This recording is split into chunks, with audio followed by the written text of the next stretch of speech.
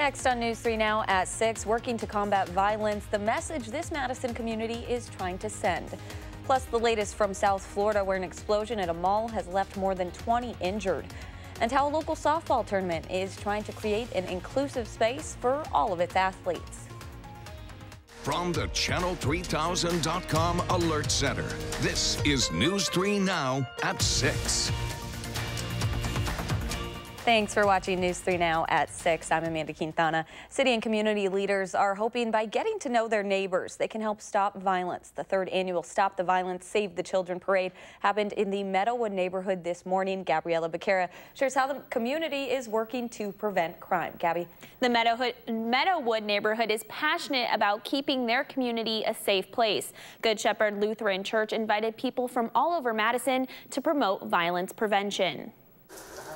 The Stop the Violence March was rained out, so instead the community gathered inside Good Shepherd Lutheran Church. I want everybody to come to the round tables and sit around like we're a real happy group, because we are. This event all starts with sharing a meal and getting to know each other. And it's just building relationships, and this has been great. Sheree Wallace organizes this march as a way to spread this message. This march is to bring awareness to the community that we're zero tolerance regarding violence. Pastor Joe Barocia says a diverse group shows up to this annual event. There's not enough opportunities in Madison to have people really come together. You sit down, hear somebody's story, and actually get a chance to know them a little bit. It's really important all across our city. Madison Mayor Satya Rhodes Conway says it's community events like this one that can make a difference in the city. Community building is a very long-term prospect, but we have to keep doing it because it is ultimately what makes our city a better place. Madison Police Chief Mike Koval says prevention is key to stopping crime. Go to a retail store and I hear that clean up, aisle 6, clean up. Because we're always there reacting, and it's too late.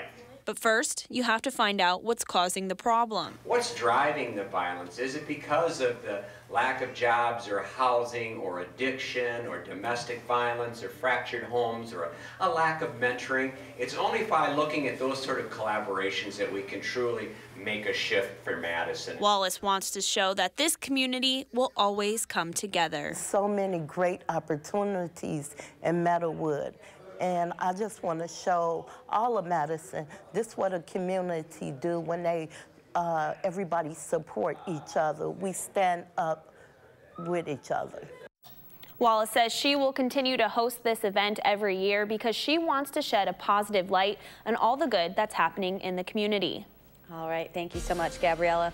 Let's get a look at your first alert weather with Dana Fulton out on the patio. Is the sun out a little bit now? Thankfully, yes. We've got sunshine for this afternoon. A few clouds lingering, but no more showers creeping in for us. We did get some heavy rainfall at times this morning. Here's a live look from Platteville where, again, we do have a few clouds outside, but overall, again, sunshine for this evening. Our Doppler track is nice and quiet. A very different story from what we saw earlier this morning.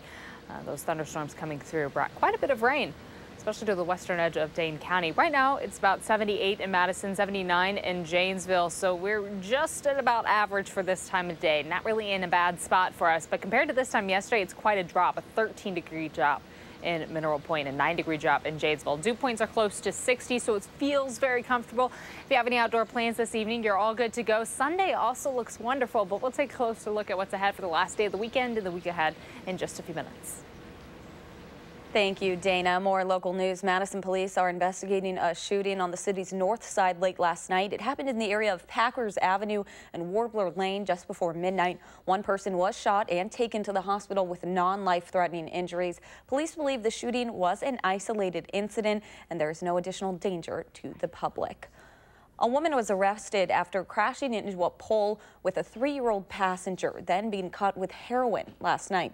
Madison police were dispatched to the underpass at Todd Drive and the Beltline at 7 o'clock last night. Paramedics found the 31-year-old driver unresponsive They had to administer naloxone. She was taken to the hospital for medical clearance and sent to jail on charges of second offense OWI with a passenger younger than 16. The child was not injured. She was also charged with possession of heroin and multiple traffic citations. Child Protective Services placed that child with a family member. High water in Richland County led to several road closures this morning. Richland County Dispatch says County Highway Q at the intersection of County Highway E and Robson Road in the township of Sylvan is closed, and other roads in the county are closed due to the recent rain. Drivers are urged to use caution when driving in areas where roads are prone to flooding. Officials are warning against driving through roads that are underwater. Around the state, a 2-year-old died in an apparent drowning in the town of West Bend. Authorities responded at about 2 o'clock Thursday after the boy was found unresponsive in Big Cedar Lake. Life-saving measures were unsuccessful, and he was pronounced dead at the hospital. 6 months after dropping its controversial mascot name, a northern Wisconsin high school has a new moniker.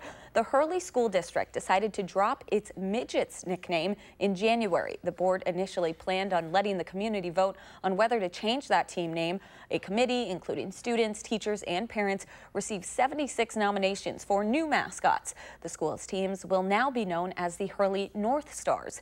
At least 4 schools throughout the Midwest are still nicknamed Midgets. At least 20 people were injured after a vacant pizza restaurant exploded in a South Florida shopping plaza this afternoon. Half of the strip mall has been flattened, and the gym across the street is heavily damaged. The blast sent debris flying along a busy road in Plantation west of Fort Lauderdale in Broward County. It also scattered large pieces of concrete as far as 50 yards away. Officials are calling it a gas explosion. We're thankful at this point that it wasn't worse as far as injuries go, and for those who have suffered, we're concerned, and we're keeping a watchful eye on them. Of the 20 injured, officials are saying only 2 are seriously hurt. Police closed the street off to traffic for the time being. President Trump says he's working on a way to bypass a Supreme Court ruling and add a citizenship question to the 2020 census. The president confirmed he is considering an executive order to include a question on citizenship after the Supreme Court blocked the administration from doing it last month. Friday, the Justice Department told a federal judge it's continuing to look for legal grounds, but earlier this week, the agency, along with the Commerce Department, indicated it would move forward without that question. Printing has already started on the government survey taken every 10 years to determine everything from federal funding to seats in Congress. You need it for appropriations. Where are the funds going? How many people are there? Are they citizens? Are they not citizens? Yesterday, Trump also defended conditions at migrant detention centers along the southern border following an internal watchdog report that described a, quote, ticking time bomb at some facilities, including overcrowding and a lack of hot meals. Southern California is bracing for more aftershocks after another powerful earthquake rocked the area last night. The magnitude 7.1 quake was felt from Los Angeles all the way to Nevada. Carter Evans has more in Ridgecrest. Everybody okay? This is the first glimpse of the damage inside a Ridgecrest supermarket. Tiles fell from the ceiling, food and other items flew off the shelves. The air is really thick, dusty. This is a bad one. Gas lines ruptured, sparking numerous fires. California officials say they're bracing for the worst. There have been a number of injuries reported. There's been a significant increased number of EMS calls to the 911 centers. Huge priorities right now for medical support and for firefighting and for emergency power. Even in Los Angeles, more than 150 miles away. It continues This is a very strong earthquake. Pretty strong here. 8:21 here on the air. We're experiencing very strong shaking. Wow. I think we need to get under the desk. All right, we're going to go to break. We'll be right back after this. Wow. The magnitude 7.1 quake came just one day after Thursday's 6.4 jolt, which at the time was the largest earthquake to hit California in 2 decades. That quake turning life into chaos without warning turned out to be a foreshock. But this is what's left behind. The region was just starting to clean up, like the volunteers at the Ridgecrest Library, picking up thousands of books that fell from the stacks. We're just so thankful it was closed Because can you imagine those books falling on some poor kid or some elderly person? The library was also closed when last night's quake hit. Elsewhere in Ridgecrest, security video captured the shaking at a laundromat and inside this convenience store. The tape stops as the power cuts out. We talked to the store owner, Tony Abdulatif. How much do you think you lost here? Be honest with you, from yesterday and today, I would say about 100,000. No insurance? No insurance for the earthquake, of course. Seismologist Lucy Jones says that there have been more than 1,000 smaller quakes since a 6.4 magnitude quake rattled the same region on Independence Day. That tremor is now considered a foreshock to the much larger quake last night. If the 7.1 measurement sticks, it would be the largest earthquake to shake the region in 2 decades. Next on News 3 Now at 6, how a group of bikers played poker and raised money for dogs and cats today.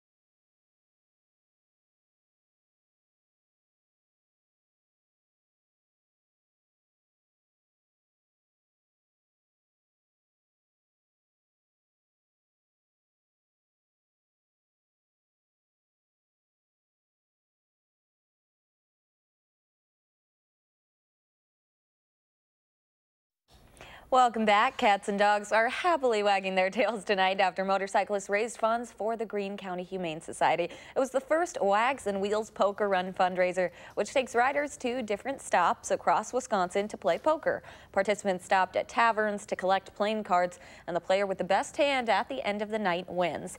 Riders could take their chances in raffles, games, or enjoy a drink and food before each departure. The money goes for the care, the well-being, the health, and helping these animals find homes and get adopted so they can find their forever homes. Cats and dogs are available for adoption today after the ride. Wright says for those who aren't able to adopt, the Humane Society is looking for food, bleach, Clorox, treats, cash, and volunteer time. Coming up on News 3 Now at 6, a local softball tournament this weekend is aiming to be inclusive and competitive. And we're looking at another day full of sunshine and a little lower humidity. We'll take a look at your full forecast right after the break.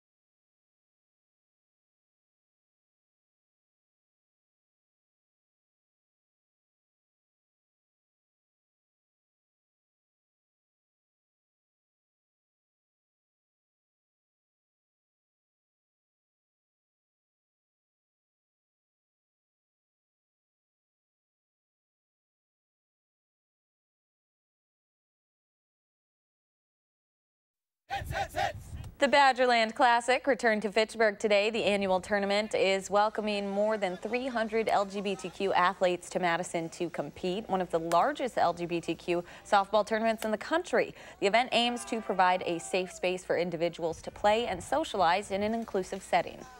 We try to make this an inclusive event and also a safe space for the players, a place where they can come, play, be themselves, and not worry about basically anything from the outside.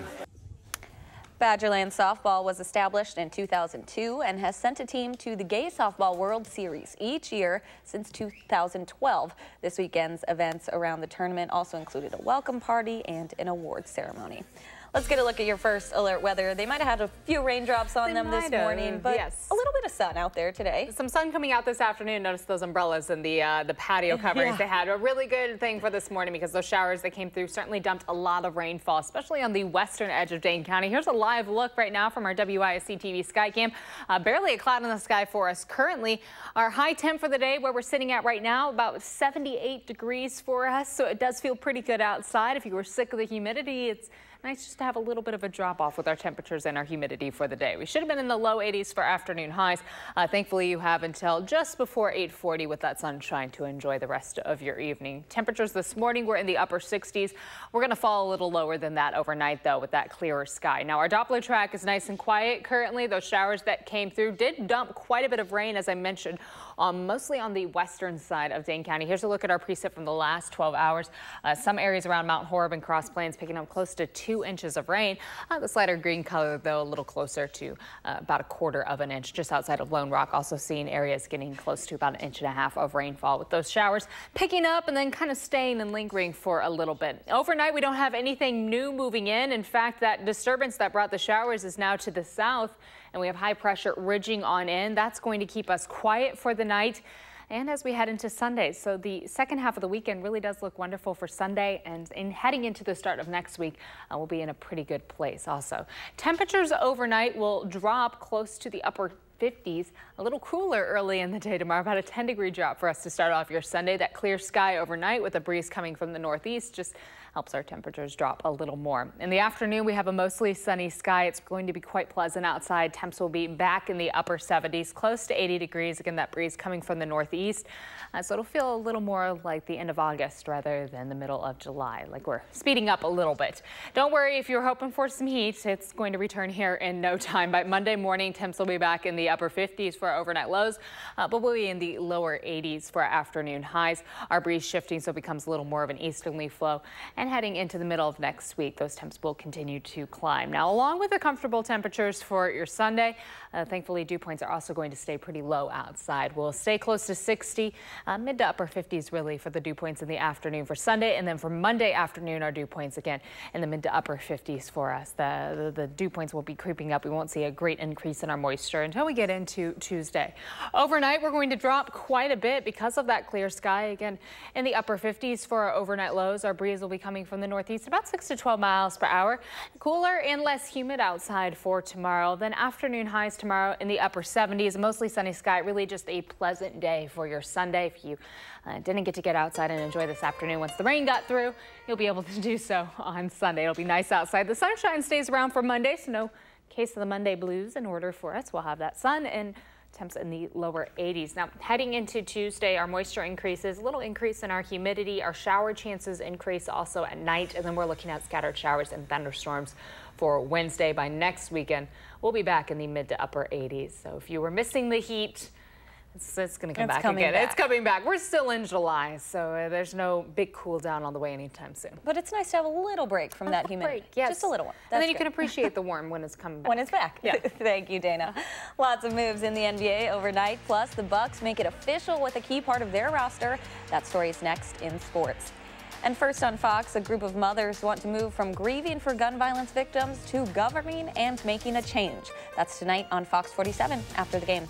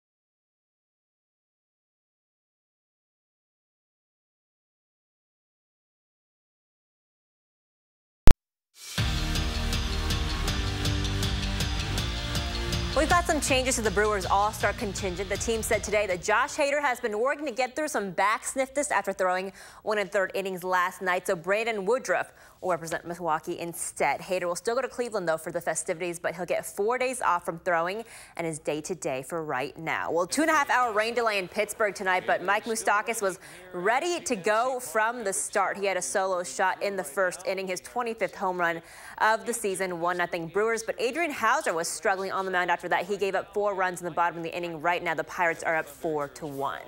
Lots of NBA happenings overnight, but first, the Bucks making things official, acquiring 1 future first-rounder and 2 second-round picks from the Pacers in exchange for Malcolm Brogdon. The Bucks also making a done deal with Brook Lopez, re-signing him to a multi-year contract today.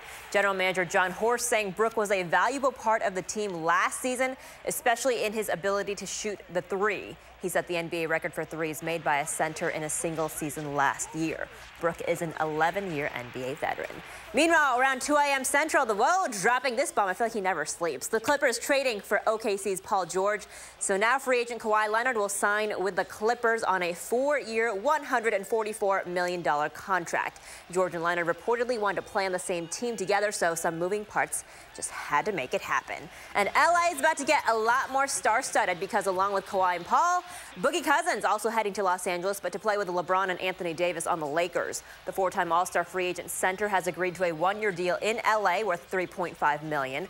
The Lakers are also bringing Rajon Rondo back on a 2-year, $2.6 million deal with a player option for the second year.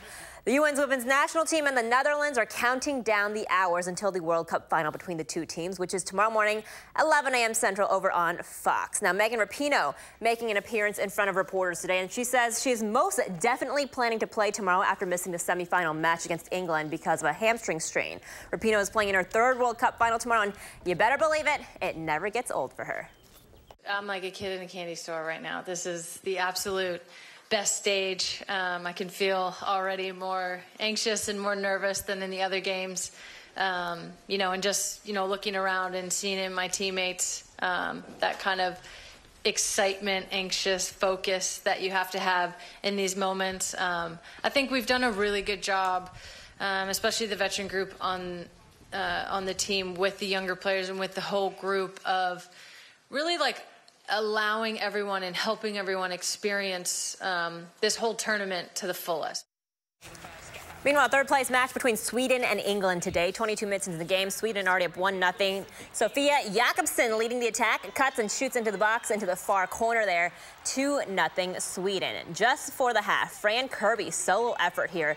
Low corner goes off the post into the goal, but England down 2-1. That would be the final. Sweden wins for 3rd place. And last night, the LA area hit with another earthquake, which was also during the 4th inning of the Padres-Dodgers game at Dodger Stadium. You can see the cameras there shaking, but somehow Padres pitcher Eric Lauer just kept pitching to Kike Hernandez, and fans appear to be unfazed as well, because that's life when you live in LA. I can speak from experience for that. I lived through like 4 of them, but you just live your life. Nobody's moving. Yeah, fans are just casually staying there. You just live your life. They're professionals. Exactly. They just keep going. All right, let's take a look at weather. So we're expecting another sunny day for us. Those showers that came through this morning now out of the area, so we'll stay quiet through the evening. Overnight, our skies become mostly clear. Sunday brings a lot of sunshine, and temperatures yet again will be in the upper 70s. So that's a little below average, but still quite pleasant outside, and won't nearly be as humid. For Monday, another sunny day in the low 80s for our afternoon highs. And then by Tuesday, a little bit of an increase in our humidity as our next system starts to push closer. That's going to bring a slight chance for some showers developing in the evening and overnight. Most of the rain, though, will hold off until Wednesday. Wednesday, scattered showers and thunderstorms expected. We'll be back in the low 80s for Wednesday. And then heading into next weekend, notice there's going to be another increase in our temperatures back to the mid to upper 80s. So it starts to feel a little more like summer, a little warmer for us. But we get a few more days of some nice cool to relax. Less humidity. Yes. All right. Thanks for joining us. Have a great night.